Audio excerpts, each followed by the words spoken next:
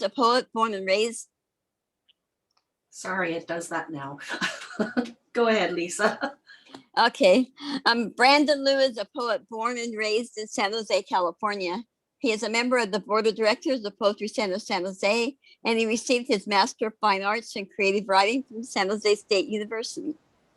For him, poetry is an opportunity to bring people together, regardless of age or circumstance. Through language, we attempt to make sense of the human condition, and from there, we begin to understand each other. In his free time, he likes to bike and sing, not necessarily at the same time.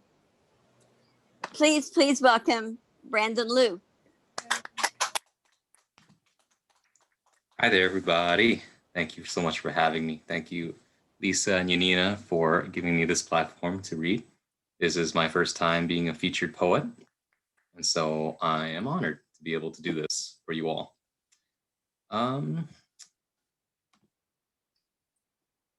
Whenever I start to read in a long session, I like to do a little thing called a calibration poem. And usually those are a little more, what's the word? Sonic, in terms of how they sound, a little more assonance, consonants, rhyming, all that good stuff. So I have a couple of those, but today I'm going to do this one. It's called I Cannot Be Bothered to Do So. Pardon my aging, it's been years since I last let the dust shake loose from my hulking form, afraid to follow up on old reminders, be cooler, be kinder, my appearance too cantankerous, too candid this contour, and why am I still here correcting every person's words while accepting that change comes only at the turn of seasons when I need no reason to see myself out of the hole I dug. So bug me about anything else besides the fact that acting up at this age might mean having to leave everything behind in blind pursuit of what it means to be alive. Try to grasp at sand, let it fall between my hands, and watch which way the setting sun illuminates the shadows falling from my face. That's the calibration poem. That's the, okay, we're in poetry mode now. It's like what people do in theater. I think they do like tongue twisters and things like that before performing to warm themselves up. Okay. This next one is called Find Me. You could find me naked on the floor, and I would forgive you for seeing me so young and apologetic. I don't know what I'd say to you about the weather, overcast as it is, the latter half of the day pressing down on my eyes like coffin lids. Would you close them for me? We could reenact a movie, the one where the soldier marches on in memory of his fellow compatriot, the bullets flying crisscross like birds awry at sunset. Don't be upset with me if I drown in the dirt we piled in the front yard. I'm already halfway to being buried alive, and I don't need to be reminded of the other half still gasping for air. Oh, wow. Sometimes I like to go for walks, long walks around the neighborhood instead of biking or running, because a walk does wonders for the imagination. It really just gets the neurons working in the brain. And so this next one I wrote down while I was on a walk. And it doesn't necessarily mean it's related to whatever I saw on the walk. It just means that it came to me while I was doing that. The nature of ropes. To whom it may concern, I'm not moving forward. I'm lying outstretched between a place stretched too thin, too close to snapping, too close to letting go, and you've not heard of the other one, drawn, quartered, shaded to seem a certain way outside, beyond the hemisphere of thought and stress, beyond stress, beyond stress, beyond hindsight. Will teach what is left to be learned. I never learned my lesson despite all the years I was left to think about them. I never learned to dance the way I wanted to, the way my mother loved the ballroom steps. So instead, I moved how I felt, in arcs, inside of walls, in spite of walls. I danced. So this is fire. This is passion. This is what it's like to feel alive. Can you see the rim of glass along the edge? It's a wide scope, really, this lens, a millimeter in diameter, barely covering anything, but expected to see everything. Everything, collapsing or contorting, corrupting or eroding, it never seems to end. The nature of ropes still eludes me, how something can tie things together, but also pull them apart. You learn to let go of things you don't need, but you're still told from time to time to never let go.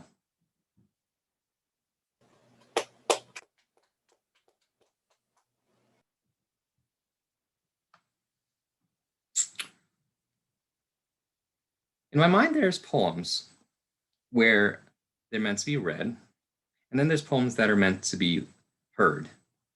And so whenever I write a poem that's visually striking, I always struggle a little bit with myself when I think, if I ever wanted to read this out loud, how would I do it?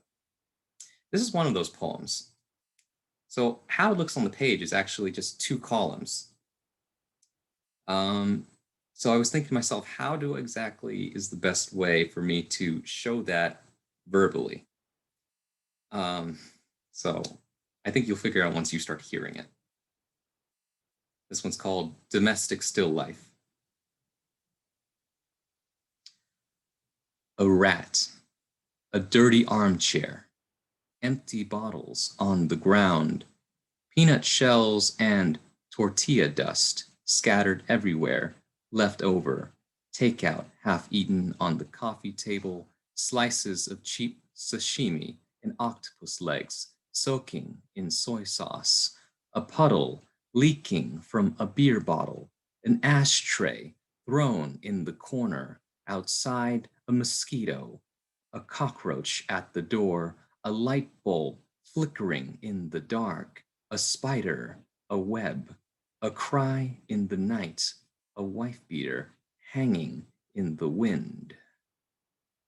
A rat, empty bottles, peanut shells, and scattered everywhere, takeout half-eaten slices of cheap sashimi, soaking a puddle, a beer bottle thrown outside, a cockroach, a light bulb in the dark, a web in the night, hanging, a dirty armchair on the ground, tortilla dust left over on the coffee table, and octopus legs in soy sauce leaking from an ashtray in the corner, a mosquito at the door flickering, a spider, a cry, a wife beater in the wind.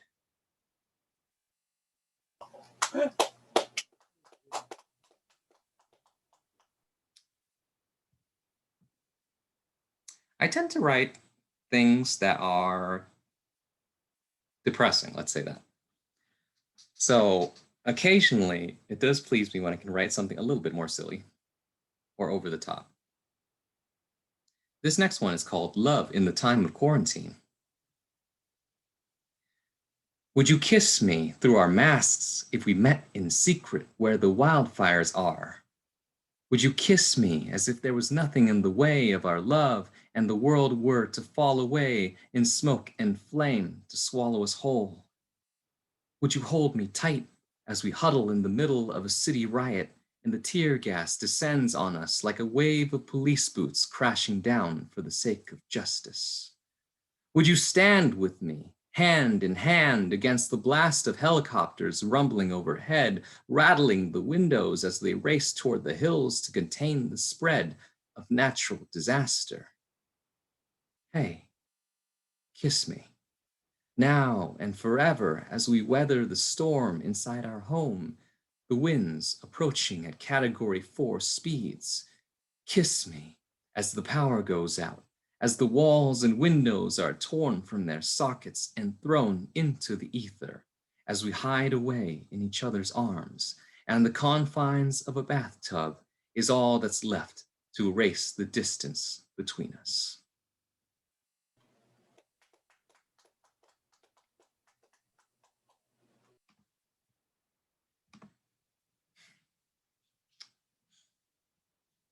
These next two poems are a little more personal.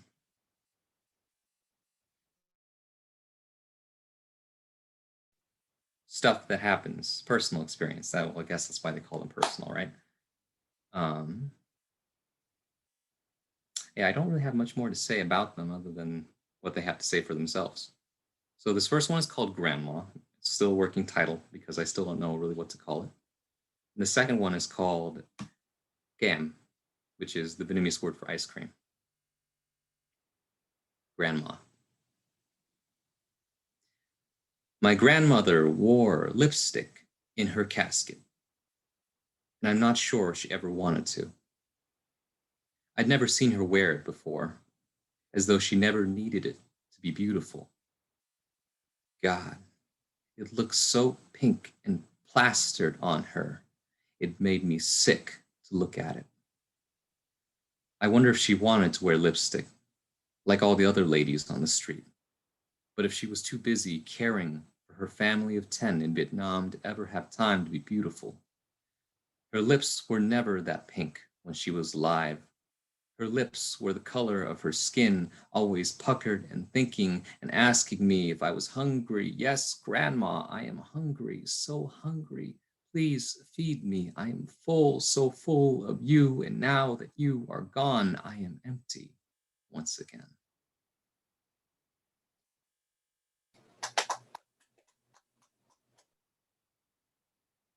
Gam. My mother taught me the word for ice cream in Vietnamese when I was about 3 or 4. I remember how it would feel in the back of my throat, soft g sound followed by the long m. It was nothing like the English k, so hard and sudden. No, the word my mother taught me suited ice cream just fine. It suited the way you could scoop it from the container, watch it curl into the spoon and sit in the bowl. It suited the way you could kiss the cone as you caught a stray dribble falling down the side toward your hand. You could shout it at the top of your lungs to let your mother know that the truck was coming down the lane, and you would never know to feel bad because ice cream when you are young has gumball eyes and cartoon shapes. It is different from the tropical fruit puddings and desserts your family ate that never came from a bright wrapper or bag.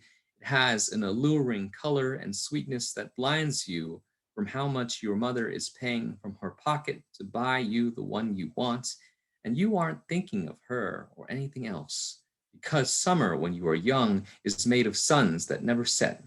Bare and dirty feet under a running hose. It is the taste of dry popsicle sticks and chapped lips. It is the smell of charred meat and chlorine from the public pool, the dust rising from tan bark in the distance. It is the sound of crickets in the evening as the feeling of a moist tank top sticks to your skin like gauze as your parents whisper late at night about things you don't need to know because you are still too young to worry about how the world works.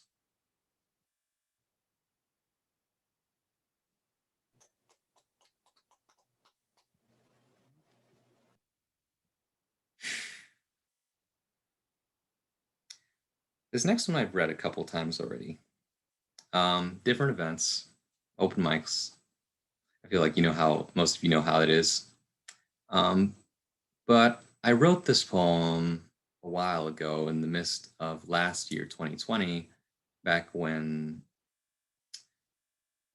all of the things were being uncovered about racial division, about the police, you know, I Can't Breathe, Breonna Taylor. And then suddenly it became relevant again once Asian American violence started.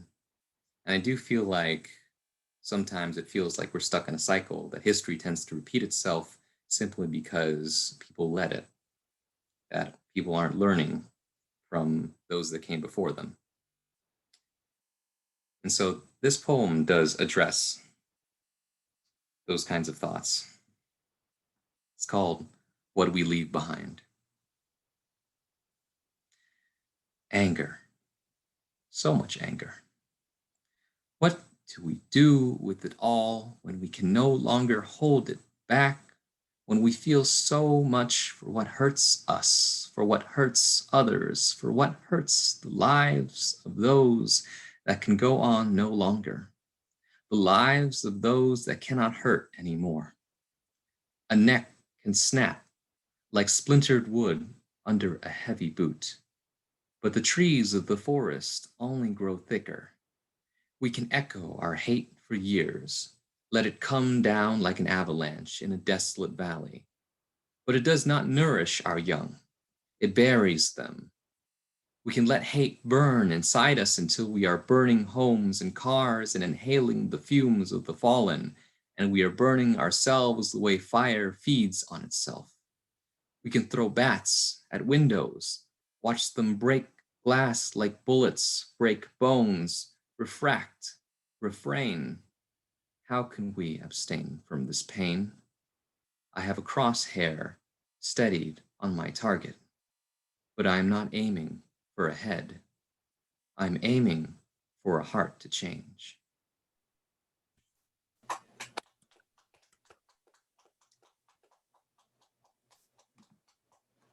You know, I wasn't planning to do this next one, but in the moment, I'm gonna go ahead and add it in.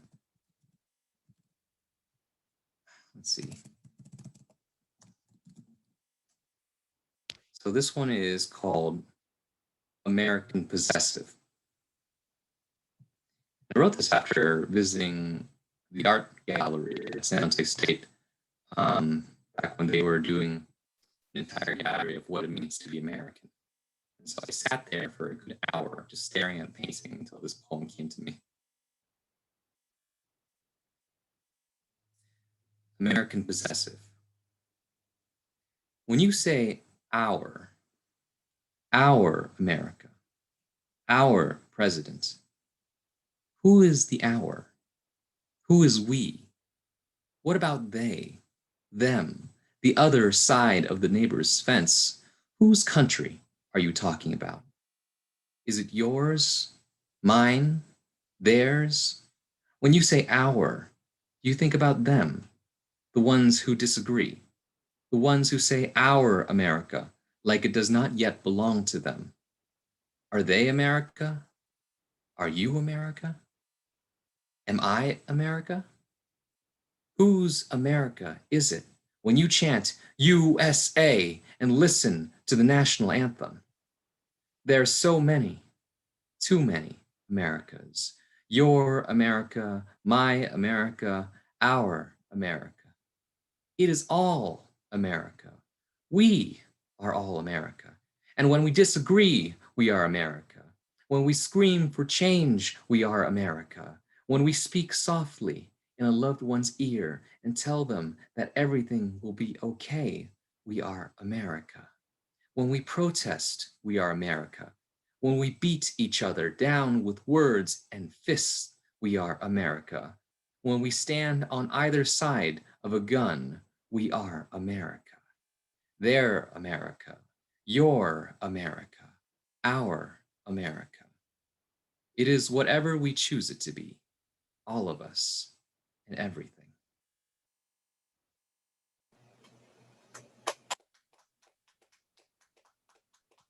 I just want to check, how much time do I have? Lisa, do we have a limit? It's 7:28 now, but I think we have time if you want to go more. Lisa, you're muted. I haven't really been checking, but I've been enjoying, so you can surely read a few more if you like. Yeah, I'm with Bill. Keep going. Just gotta keep it going then. This one's a personal favorite of mine. Let's go and read it. Twilight. In the backyard of the moment, the flies don't care if you're sad. The dog will sniff at your pants without asking how you're doing. And the sun will continue to set while the birds chatter and warble in the corner of your ears. The clover doesn't want to listen to your problems. It is too busy trying to bloom in the hard California soil as it does every year. Even under skies this blue, the wind remains convinced that it is winter, the chill apparent at the creases of your brow. How quaint, then, that the upturned wheelbarrow is covered with an old rice bag in case it rains. No one will notice if you sigh in the breeze. The garden is lonely enough without you. To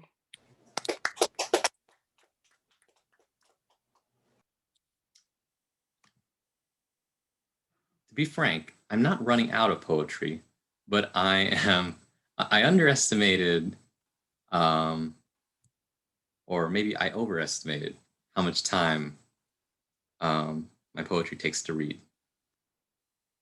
But that's okay. That just means more poems. I guess that's what happens when you're a poet that writes shorter poems. It's like you're more bang for your buck, I guess. Depends on how you look at it. Like, are you going for quantity or quality? Technically both. Just give us what you got. This one is called Portrait of a Man Walking Through the Rain. His head bent low, he carries onward, holding the folds of his bottomless coat with folded arms. If he were to let go, all that he is might come tumbling out into the cold, wet storm. His decrepit figure hobbles slowly forward, the hailing rain breaking upon his back. His soaked shoes shuffle through growing puddles as the cuffs of his pants take on more water every moment. A tarp covers his backside, hiding away the pack he carries, its bulking form apparent under the creases of the tarp. As he exits the cone of fluorescent streetlight, his shambling shadow is swallowed by the dark.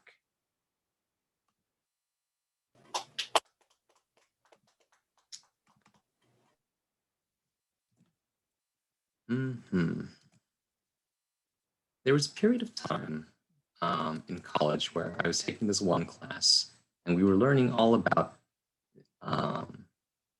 poets such as Philip Whalen, Robert Creeley, etc., etc. And so I wrote this next poem during that time. It's called Traffic. It's a little aggressive, so sorry about that. Keep your hands on the goddamn wheel and I will keep driving the fact that this city is nothing but a bunch of lunatics running a monkey show on the street. The tails hanging off the fluorescent lamps, the lights turning green, stop, red, go, set reminder, stop texting, boom, pop, pow, who let the potholes get this bad?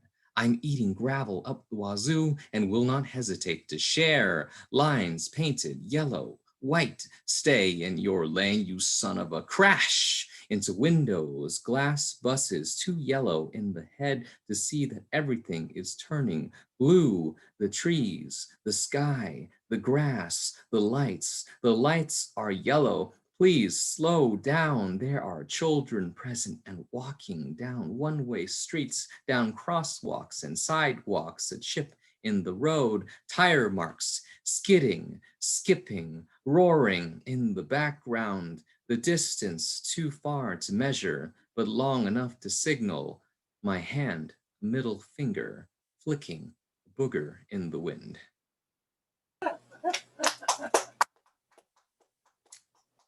All right. I'm gonna wrap up with these last two poems here.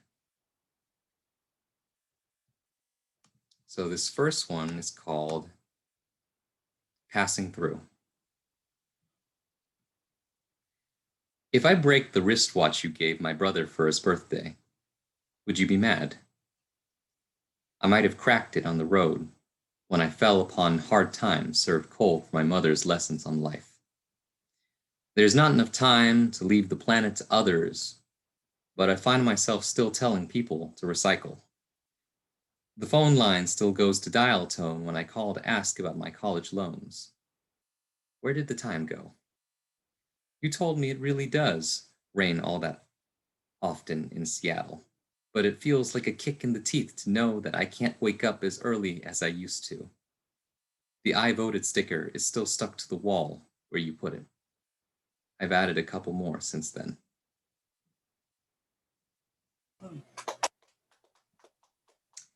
And this last one is called Riding. Riding. A bicycle will take me as far as I will take it up the hill, climbing the pedals, swing in lunar cycles, waxing, waning, crescent, full of vigor, brimming the heat, a passion, the love, a drive, forward, up the hill until again the wheels turn by themselves, a sliver of gold landing upon silver fields as I am flying down this hill, a star among the clouds. Thank you.